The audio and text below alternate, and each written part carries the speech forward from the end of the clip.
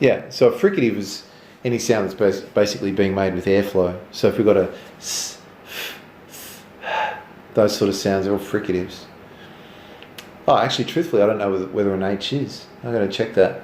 But yeah, so if you've got like a, as an example, like an F sound, as in fire, world was on fire.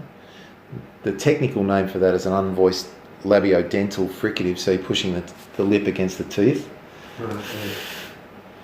And usually what happens is the first sound of the word, if it's an unvoiced fricative particularly, like a or a as in Thursday, the vowel behind it, the vowel after it, until you get onto it, the very next vowel is going to be very breathy and unstable.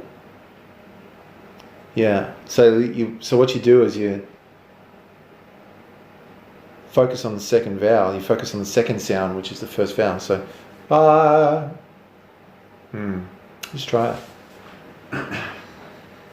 Just that word or the whole phrase? The line. Okay.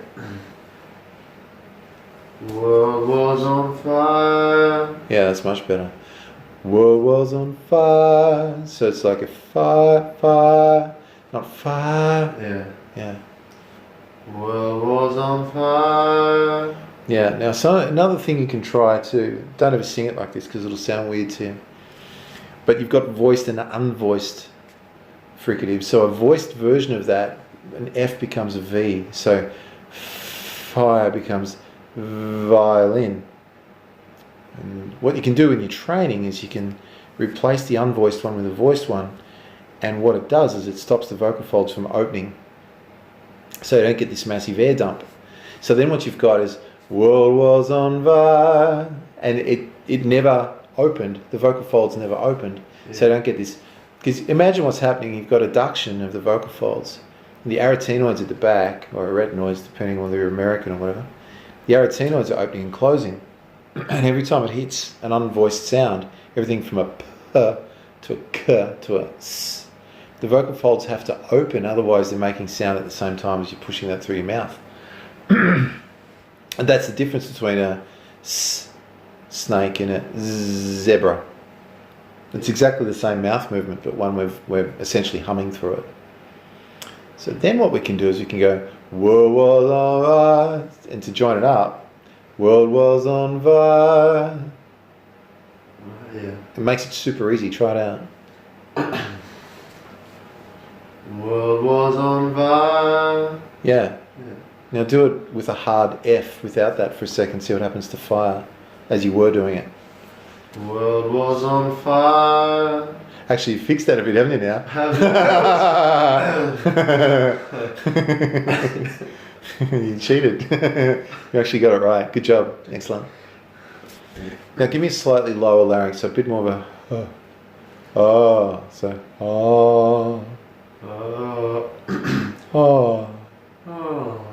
yeah, so you can just go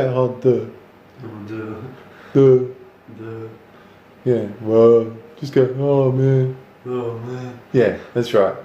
Yeah, you got to watch you don't pull your tongue back and down. You don't want to do that to it. But just slightly, we want a slightly lower larynx on this song. Now go,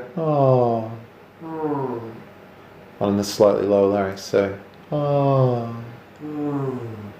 yeah, and then hold your air back, because what's happening is everything in there is big now. So you don't want you don't want it to let the air through. You still want good adduction. And this is where people get stuck, because when the throat opens up, suddenly that turns into it's like a big exhaust on a car. The exhaust gases get out easier, right? Yeah. So unless you know how to control your airflow through your vocal folds, that will do that naturally, and that's what it did. It's almost like akin to what would happen if you're yawning, but I don't want to say that because I don't want you to get the impression that you should yawn to make this sound, but you already know that. Yeah. So, we could do the first note. So it's more of a with a to it. And then hold the air back.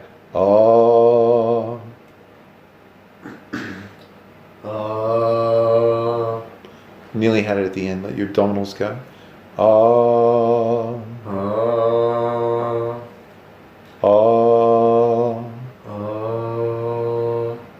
Close closer. Now watch you don't push through the voice. Don't like.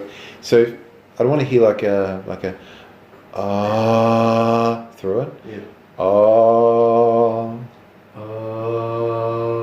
Yeah, I think that's a bit breathy. That's it. Yeah. Let's breathe a little bit. Grip.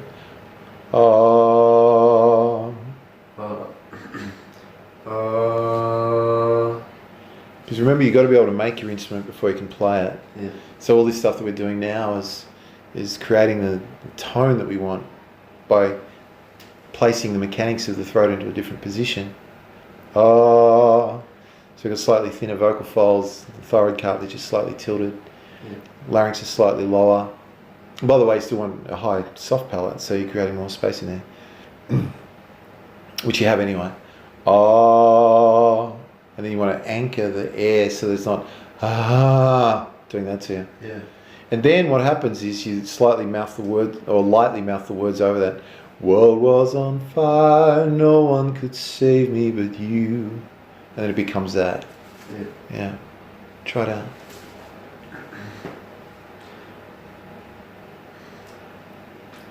World was on fire. World was on fire, no one. No. So what we could do then is just go gee,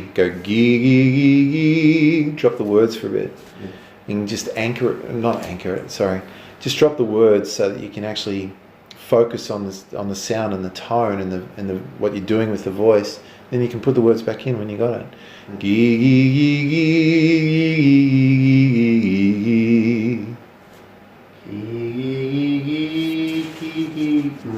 That was the second melody. And did you notice what happened when you hit that first gee? It sort of started out as like a gee. Yeah, unsure. Yeah. So that's the other thing. Like I was saying, it's what you do in the silence before you sing that makes. Yeah. So if I'm going, world was on fire, no one could save me but you. I've deliberately set it up before I sing. I never dreamed that I'd meet somebody like you. And before every line, I'm re-preparing and setting it up and then executing, getting the racket back before I swing it through, Yeah. essentially. Cool.